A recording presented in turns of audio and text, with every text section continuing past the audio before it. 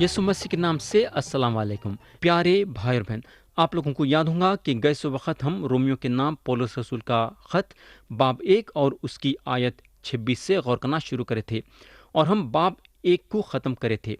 उसके बाद हम बाब 2 उठाए थे और उसके पहले 10 आयतों पे गौर करे थे। अब हम आयत 11 से गौर करना शुरू करेंगे। हम पढ़ेंगे आयत 11। लिखा हुआ है, क्योंकि खुदा के यहाँ किसी की तरफदारी नहीं। प्यारे भाई बहन, ये पुराना अहदनामा का एक बहुत बड़ा फायदा था। अगर हम इस्तिस्ना की किताब बाब 10 और उसकी आयत 17 पढ़ेंगे तो लिखा हुआ है, क्योंकि खुदावन तुम्हारा खुदा इलाहों का इला, खुदावंदों का खुदावन है।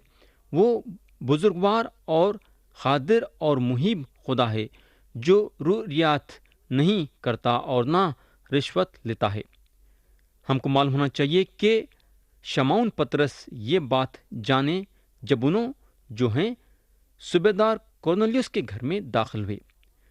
अगर हम आमाल की किताब बाब 10 और उसकी आयत 34 पढ़ेंगे तो लिखा हुआ है, पतरस ने जबान खोल कर कहा, अब मुझे पूरा यकीन हो गया कि खुदा किसी का तरफदार नहीं। तो प्यारे भाई बहन, ये पक्की बात है कि खुदा किसी की भी तरफदारी नहीं करता। सब लोग उसके नज़र में एक ही हैं। खुदा जब इंसाफ करने बैठता है तो खुदा ये नहीं देखता कि कौन अमीर है या कौन गरीब है, या कौन गोरा है या कौन काला है, या कौन ऊंचा है या कौन गिड्ढा है। खुदा जब इंसाफ या अदालत करने बैठता है तो मेरे दोस्त फिर पूरी तरह से बढ़ जाता है और सही इंसाफ करता है। खुदा किसी की तरफदारी करने वाला नहीं है। ये बात हमको याद रखना ज़रूरी है। खुदा जो है हर एक इंसान में ये देखने वाला है कि उन्हें यीशु मसीह पे ईमान लाया है या नहीं, यीशु मसीह को अपना मुंजी माना है या नहीं। अब हम आयत 12 पढ़ेंगे। इसलिए कि जिन्होंने बगैर शरीयत पाए गुनाह किया वो बगैर शरीयत के हालाक भी होंगे, और जिन्होंने शरीयत के मातहत होकर गुनाह किया उनकी सज़ा शरीयत के मुआफिक होगी। मेरे भाई, ये और एक ख़ायदा है जिसका इस्तेमाल खुदा करेगा लोगों की अदालत करने के लिए। प्यारे भाई और बहन, जो चीज़ें लोग नहीं जानते हैं वो चीज़ों के लिए लोग खुसरवार नहीं ठहराए जाएंगे, मगर वो चीज़ों के लिए खुसरवार ठहराए जाएंगे जो चीज़ें उन लोग जानते हैं और उन चीज़ों के मुताबिक नहीं चलते हैं। ज़रा गौर से सुनो, जिनको खुदा का लिखा हुआ कलाम मालूम है वो कलाम के मुताबिक उनकी अदालत होंगी। जो लोग बाइबल शरीफ को देखे भी नहीं हैं ये ज़रूर जानते हैं कि क्या सही है और क्या झूठ है, और अगर ये बातों के मुताबिक उन लोग नहीं चलते हैं तो ये बातों के मुताबिक उन लोगों की अदालत होंगी। आयत 13 में पौलुस बोलते हैं, ज़रा गौर से सुनो, क्योंकि शरीयत के सुनने वाले खुदा के नज़दीक राजबास नहीं होते। मेरे दोस्त ज़रा गौर से सुनो, और एक बार मैं पढ़ता हूँ, क्योंकि शरीयत के सुनने वाले खुदा के नज़दीक राजबास नहीं होते, बल्कि शरीयत पर अमल करने वाले राजबास ठहराए जाएंगे। कितना साफ बताया है खुदा का कलाम यहाँ। प्यारे भाई बहन, ये सुनने में आता है कि गैर कौम के लोग गुमराह इसलिए हुए हैं कि उन लोग मसीह के कलाम को नहीं सुने हैं और उनको अपने दिल में कबूल नहीं करे हैं। मेरे दोस्त, ऐसी बात नहीं है। उन लोग इसलिए गुमराह हो गए हैं क्योंकि उन लोग गुनहगार हैं। यानी कि हर एक इंसान की ये हालत है। याद रखो, आदमी लोगों के पास जो रोशनी है उसके ज़रिए से उनको नजात नहीं है, बल्कि उनके पास जो खुद की रोशनी है उसके ज़रिए से उनकी अदालत होगी। खुदा का कलाम यहाँ साफ साफ बताता है कि शरीयत के सुनने वाले खुदा के नज़दीक राजबास नहीं होते। कई लोग ये सोचते हैं कि खुदा का कलाम अगर उन लोग सिर्फ सुन लेंगे तो खुदा के नज़रों में नेक और पाक बनेंगे, जो कि ये सोच बिल्कुल गलत है। खुदा के नज़रों में राजबास सिर्फ वो आदमी ठहरता है जो शरीयत के बातों को सुनने के साथ साथ शरीयत के बातों पे अमल करता है। कितना साफ खुदा का कलाम यहाँ बताया है हमको।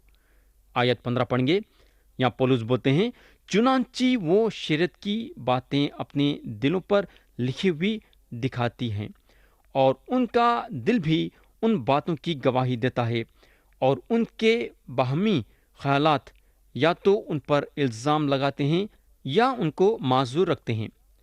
خدا جو ہے غیر مسیحی لوگوں کی عدالت ان کے دل کے بات کے مطابق کر سکتا ہے اور کرتا بھی ہے، یعنی کہ ان کا دل جو باتوں کے لیے ہے وہ باتوں کے موافق خدا ان لوگوں کی عدالت کرتا ہے۔ تھوڑے لوگوں کا یہ خیال ہے کہ کیونکہ غیر مسیحی لوگوں کے پاس خدا کی لکھی ہوئی باتیں نہیں ہیں تو خدا ان لوگوں کی عدالت نہیں کرے گا۔ یہ بات ٹھیک ہے کہ خدا کی لکھی ہوئی باتیں ان لوگوں کے پاس نہیں ہیں، مگر ان کے خود کے باتیں تو ان کے دل میں لکھی ہوئی ہیں۔ وہ باتوں کے مطابق خدا ان لوگوں کا انصاف کرے گا۔ میرے بھائی، خدا چھوڑنے والا نہیں ہے، ہر ایک انسان کا انصاف کرنے والا ہے۔ اب ہم دیکھیں گے کہ آیت 16 میں پولس کیا بولتے ہیں۔ یہاں لکھا ہوا ہے، جس روز خدا میری خوشخبری کے مطابق یسوع مسیح کی معرفت آدمیوں کی پوشیدہ باتوں کا انصاف کرے گا۔ آج ہمارے پاس غلط خیال یہ ہے کہ کیونکہ ہم ایک اچھے لوگ ہیں، یعنی کہ ہم اچھے لوگ تو نہیں ہیں مگر یہ ضرور سوچتے ہیں کہ ہم اچھے لوگ ہیں، ہے نا؟ اور کیونکہ ہم اچھے لوگ ہیں تو خدا کے عدالت سے بچ جائیں گے۔ میرے بھائی، جو لوگ اپنے آپ کو نیک یا اچھا سوچتے ہیں خدا ان لوگوں کی عدالت ضرور کرے گا، اور خدا جو ہے یسوع مسیح کے ذریعے سے ان لوگوں کی عدالت کرے گا، کیونکہ یسوع مسیح بولے ہیں کہ اگر ایک آدمی ایک عورت کو غلط خیال سے دیکھتا ہے، وہ آدمی وہ عورت کے ساتھ اپنے دل میں بلاتکاری کر لیا ہے۔ میرے بھائی، آدمی کے دل کے بارے میں یہ ایک مثال ہے۔ اگر مسیح آدمی کے سارے دل کی بات اوپر لائیں گے اور ظاہر کریں گے تو آپ سوچ سکتے کہ وہ آدمی کی کیا حالت ہوگی۔ میرے دوست، یہ بات کے ذریعے سے ہم سب کو خدا کے عدالت سے بچنے کے لیے مسیح کے پاس بھاگنا ضروری ہے۔ اب ہم آیت 17 اور 18 پڑھیں گے۔ یہاں پولس بولتے ہیں، پس اگر تو یہودی کہلاتا اور شریعت پر تکیہ اور خدا پر فخر کرتا ہے اور اس کی مرضی جانتا اور شریعت کی تعلیم پا کر عمدہ باتیں پسند کرتا ہے۔ پیارے بھائی بہن، مذہب جو ہے اب پولس کے لیے سہارا نہیں تھا، یعنی کہ انہوں مذہب پہ سہارا لینا چھوڑ دیے تھے، کیونکہ مذہب ان کے دل میں غرور پیدا کر رہا تھا اور انہوں خود غرض اور سیر ہو گئے تھے۔ روشنی یعنی کہ مسیح کی روشنی ذمہ داری میں اضافہ ڈالی۔ ہم کو معلوم ہونا چاہیے کہ یہودیوں کو غیر یہودیوں پہ 10 فائدے تھے جو یہ آیتوں میں دیا گیا ہے۔ پہلے 5 فائدے یہ ہیں کہ انہوں کیا تھے؟ یہودی کہلاتا ہوں، شریعت پہ تکیہ کرتا ہوں، خدا پہ فخر کرتا ہوں، خدا کے مرضی کو جانتا ہوں، شریعت کی تعلیم پا کر عمدہ باتیں پسند کرتا ہوں۔ اب ہم آیت 19 اور 20 پڑھیں گے۔ یہاں لکھا ہوا ہے، اور اگر تجھ کو اس بات پر بھی بھروسہ ہے کہ میں اندھوں کا رہنما اور اندھیرے میں پڑے ہوں کے لیے روشنی اور نادانوں کا تربیت کرنے والا اور بچوں کا استاد ہوں، اور علم اور حق کا جو نمونہ شریعت میں ہے وہ میرے پاس ہے۔ تو پیارے بھائی اور بہن، آخری 5 فائدے جو یہودی کے تھے وہ یہ تھے کہ انہیں کیا کرا ہے۔ اندھوں کا رہنما نمبر 1، اور اندھیرے میں پڑے ہوں کے لیے روشنی نمبر 3، نادانوں کا تربیت کرنے والا نمبر 4، بچوں کا استاد نمبر 5، علم اور حق کا نمونہ جو شریعت میں ہے۔ میرے دوست، یہ ہوگا۔ اب یہاں پولس کا ایک سوال ہے۔ آیت 21 اور 22 پڑھیں گے۔ پس تو جو اوروں کو سکھاتا ہے، میرے دوست ذرا غور سے سنو، پس تو جو اوروں کو سکھاتا ہے اپنے آپ کو کیوں نہیں سکھاتا؟ تو جو واس کرتا ہے کہ چوری نہ کرنا، آپ خود کیوں چوری کرتا ہے؟ تو جو کہتا ہے کہ زنا نہ کرنا، آپ خود کیوں زنا کرتا ہے؟ تو جو بتوں سے نفرت رکھتا ہے، آپ خود کیوں مندروں کو لوٹتا ہے؟ پیارے بھائی بہن، یا پولس یہودیوں کو یہ سمجھاتے ہیں کہ ان لوگاں اپنے آپ کو سکھانا ضروری ہے اور دوسروں کو نہیں۔ ان لوگاں اپنے شریعت کو اتنی اچھی طرح سے جان لیے تھے کہ اپنے چال چلنوں کا بہانہ کیسا کرنا چاہیے۔ ان لوگوں میں یہ کمزوری تھی کہ دوسروں پہ اپنی انگلی اٹھاتے تھے، وہ بھی بڑی آسانی کے ساتھ، بلا تکلیف کے۔ مگر میرے بھائی، کلام صاف صاف بتاتا ہے کہ دوسروں کو سکھانے سے پہلے اپنے پہ نظر کرو کہ کیا ہم جو سکھانے جا رہے ہیں وہ سارے باتوں پہ عمل کر رہے ہیں کیا؟ شریعت کی باتیں سکھانا بڑی آسان بات ہے، بالکل آسان ہے، مگر شریعت کے باتوں پہ عمل کرنا بڑی مشکل کی بات ہے نا؟ میں سمجھتا ہوں آپ میرے یہ بات سے سہمت ہیں۔ شریعت کی باتیں کون نہیں سکھا سکتا؟ ہر ایک جو خدا کے کلام کو پڑھا ہے شریعت کی باتیں سکھا سکتا، انہیں بتا سکتا کہ بائبل شریف میں یہ لکھا ہے اور وہ لکھا ہے، ایسا کرنا ہے اور ویسا کرنا ہے، بتا تو سکتا، مگر جو باتیں بتاتا ہے وہ باتیں ہم اس کے زندگی میں دیکھ سکتے کیا؟ سوچو، اگر اس کے زندگی میں بائبل شریف کے باتیں نہیں دکھائی دیتی ہیں تو انہیں اپنے شاگردوں کے سامنے ایک مثال کیسا بن سکتا؟ پیارے بھائی بہن، یا پولس 3 گناہ جو عام طور سے ہوتی ہیں اس کے بارے میں ذکر کرتے ہیں۔ پہلا گناہ جو دوسروں کے خلاف کرتے ہیں، دوسرا گناہ جو خود کے خلاف کرتے ہیں، اور تیسرا گناہ جو خدا کے خلاف کرتے ہیں۔ یہاں پولس ایک اچھی بات بتاتے ہیں، یا انہوں بولتے ہیں تو جو اوروں کو سکھاتا ہے اپنے آپ کو کیوں نہیں سکھاتا؟ دوسرے الفاظوں میں، آپ جو بولتے ہیں وہ بات پہ عمل کرتے بھی ہیں کیا؟ ہم میں سے کئی لوگ بہترین پیغام دیتے ہیں، مگر ہماری جو زندگی ہے اس کو بہترین نہیں بناتے ہیں۔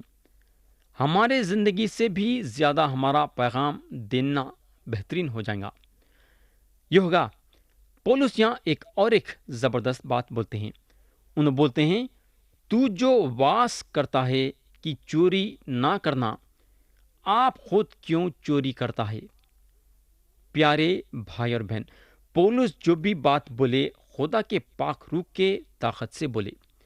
آج آپ دیکھے ہوں گے کہ لوگ جو ہیں سکھاتے ہیں کہ چوری نہیں کرنا، یا میں عام لوگوں کی بات نہیں کروں بلکہ وہ لوگوں کی بات کروں جو یہ بولتے ہیں کہ خدا ان کو چنا ہے پڑھانے اور خدا کی تعلیم دینے کے لیے۔ پڑھاتے تو ہیں مگر چوری بھی کرتے ہیں، خدا کے دیے ہوئے پیسوں میں ہیرا پھیری کرتے ہیں، یہ ہوگا۔ اب پولس ایک چیز پہ زور دیتے ہیں، آیت 25 میں انہوں بولتے ہیں ختنے سے فائدہ تو ہے بشرطے کہ تو شریعت پر عمل کرے، لیکن جب تو نے شریعت سے عدول کیا تو تیرا ختنہ نامختونی ٹھہرا۔ پیارے بھائی بہن، ختنہ جو ہے موسیٰ کے شریعت کا ایک نشان تھا، اور بس صرف نشانش تھا، اس میں بڑی خوبی کی بات کچھ بھی نہیں تھی۔ ختنہ کرانا کیا تھا کہ یہ جاننا تھا کہ موسیٰ کے شریعت کے مطابق چل رہے ہیں، تو ان لوگوں کا شریعت کو توڑنا ختنہ کی بے حرمتی کرے ویسا تھا۔ یہ خیال ہم اپنی کلیسیا کے پاک چیزوں پہ بھی استعمال کر سکتے، جیسا کہ تھوڑی دیر کے لیے بپتسمہ لے لو۔ آدمی پانی کا بپتسمہ لیں گا تو ضرور، لیکن اگر انہیں اپنے نجات کا ثبوت ظاہر نہیں کرتا ہے تو انہیں خدا کے نام کی بے حرمتی کر رہا ہے۔ پیارے بھائی بہن، باہر کے چیزوں پہ زور دینا اور دکھانے کے لیے کرنا کیا فائدہ ہے جبکہ آپ کا دل خدا کے ساتھ صحیح نہیں ہے؟ اوپر سے آپ ایک ہیں اور اندر سے آپ ایک ہیں، تو خدا کے نظروں میں یہ بات چلنے والی نہیں ہے۔ میرے دوست، لوگ یہ بات کو بڑی آسانی کے ساتھ لیتے ہیں، یہ نہیں سمجھتے کہ یہ کتنی اہم بات ہے۔ لوگ یہ نہیں سمجھتے کہ خدا کو آپ کے اوپر کے طور طریقوں سے دلچسپی نہیں ہے، بلکہ خدا کو آپ کے دل میں کیا ہے اس میں دلچسپی ہے۔ ہم کو معلوم ہونا چاہیے کہ ایک پاک خدا کے نام کی بے حرمتی کرنا ایک بہت بڑا گناہ ہے، اور خدا اس کے لیے اپنا قہر ڈالنے کے لیے پیچھے نہیں ہٹیں گا۔ خدا جو ہے گناہ کو نظر انداز نہیں کر سکتا۔ اب ہم دیکھیں گے کہ پولس آگے کیا بولتے ہیں۔ آیت 26 میں لکھا ہوا ہے، پس اگر نامختون شخص شریعت کے حکموں پر عمل کرے تو کیا اس کی نامختونی ختنے کے برابر نہ گنی جائے گی؟ پیارے بھائی بہن، یہ بات کو سمجھنے کے لیے میں آپ کے سامنے ایک دوسرا مثال رکھنا چاہوں گا۔ تھوڑی دیر کے لیے اگر ایک آدمی کی بیوی اپنی شادی کی انگوٹھی کھو دیتی ہے تو اس کا مطلب یہ نہیں کہ اس کی شادی کا رشتہ ٹوٹ گیا ہے نا۔ ہم کو معلوم ہونا چاہیے کہ شادی کا جوڑا یعنی کہ میاں اور بیوی کا رشتہ شادی کی انگوٹھی سے بھی زیادہ اہم رکھتا ہے۔ شادی کی انگوٹھی تو ایک نشانی ہے، یہ بتانے کے لیے کہ مرد اور عورت شادی کے رشتے میں باندھے گئے ہیں۔ آیت 27 میں پولس بولتے ہیں، اور جو شخص قومیت کے سبب سے نامختون رہا اگر وہ شریعت کو پورا کرے تو کیا تجھے جو باوجود کلام اور ختنے کے شریعت سے عدول کرتا ہے قصوروار نہ ٹھہرے گا؟ پیارے بھائی بہن، ہم پھر سے یہ شادی کے انگوٹھی کا مثال لیں گے۔ شادی کی انگوٹھی پہننا ایک صاف پاک چیز کے بارے میں بات کرتی ہے، مگر شادی سے بے وفائی کرنا انگوٹھی کا پہننا کوئی مطلب نہیں رکھتا۔ یہ شادی کی انگوٹھی کی بے حرمتی کرے ویسا ہے۔ ایک صاحب جو ہیں یہ بات کو مد نظر رکھتے ہوئے ایک قصہ سنا رہے تھے۔ انہوں بتا رہے تھے کہ ایک کلیسیا کا جوان آدمی کی شادی ہوئی۔ یہ آدمی کلیسیا میں بہت بڑا حصہ لیتا تھا۔ یہ صاحب بتا رہے تھے کہ ایک دن جب انہوں ایک دکان کو گئے کچھ خریدنے کے لیے تو یہ کلیسیا کا جوان کو ایک دوسری لڑکی کے ساتھ ہنستے بولتے دیکھے۔ یہ جوان اور وہ لڑکی ایک دوسرے کے گلے میں ہاتھ ڈال کے مذاق کر رہے تھے۔ یہ جوان جب یہ صاحب کو دیکھا تو ایک دم سے پریشان ہو گیا اور تھکا پھکا ہو گیا۔ یہ جوان کے ہاتھ میں شادی کی انگوٹھی تو چمک رہی تھی، مگر دوسرے لڑکی کے ساتھ اس کا جسمانی رشتہ تھا۔ تو پیارے بھائی اور بہن، یہاں اگر دیکھیں گے تو بے وفائی نظر آ رہی ہے۔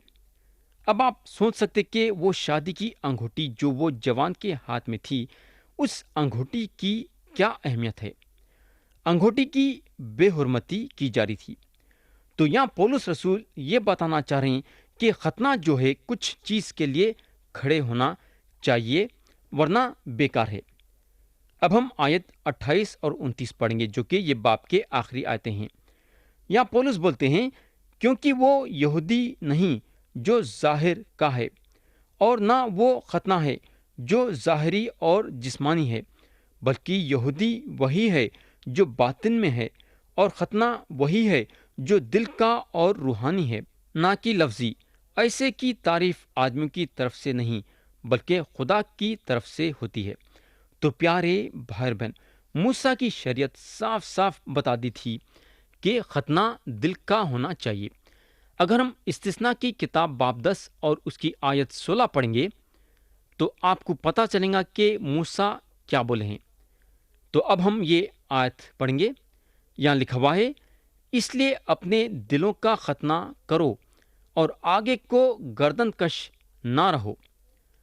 پیارے بھائی اور بہن، اگر ہم اسرائیلیوں پہ غور کریں گے تو ہم کو معلوم ہوگا کہ یہ لوگ خدا کے شریعت کو برابر سے نہیں سمجھ سکے، حالانکہ کئی سال موسیٰ کے ساتھ تھے، مگر شریعت کو صحیح ڈھنگ سے نہیں سمجھ سکے۔ پیارے بھائی اور بہن، خدا کا کلام پڑھ لینا ہمارے لیے کافی نہیں ہے۔ خدا کے کلام کو پڑھنے کے ساتھ ساتھ خدا کے کلام کو صحیح ڈھنگ سے سمجھنا اور اس پہ عمل کرنا ضروری ہے۔ خدا کے کلام کو سمجھنے کے لیے اور اس پہ عمل کرنے کے لیے ہمارے زندگی میں دو باتیں اپنانا ضروری ہے۔ پہلی بات یہ کہ خدا سے دعا کرنا کہ خداوند تیرے کلام کو سمجھنے کے لیے میرے کو نیک توفیق دے، اور دوسری بات یہ کہ جب خدا آپ کے دل و دماغ کو کھولتا ہے اس کے کلام کو سمجھنے کے لیے، تو اس کے بعد آپ وہ کلام پہ عمل کرنے کے لیے اپنے آپ کو پوری طریقے سے خدا کے حوالے کرنا چاہیے۔ تو یہ دو باتیں آپ اپنے زندگی میں اپنانا ضروری ہے۔ تو پیارے بھائی اور بہن، خدا کی شکر گزاری یہ بات سے کرنا کہ خدا ہماری مدد کرا کہ ہم رومیو کے خط کے پہلے 2 بابوں کو ختم کریں۔ آتے اس وقت ہم باب 3 اٹھائیں گے اور دیکھیں گے کہ خدا یہ باب کے ذریعے سے کیا کیا باتیں سکھانا چاہتا ہے۔